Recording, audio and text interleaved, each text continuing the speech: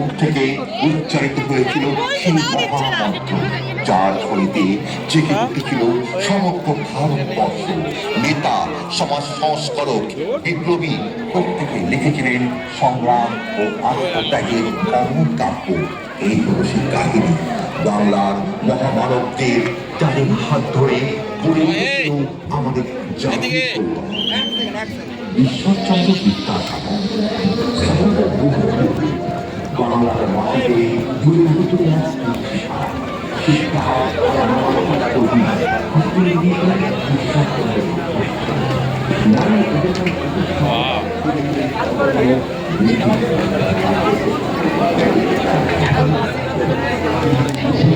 ভাই বোন যারা আছে তাদেরকে বারবার বলছি, বন্ধুদের সময় আপনারা বাসিটা বাজাবেন না প্লিজ।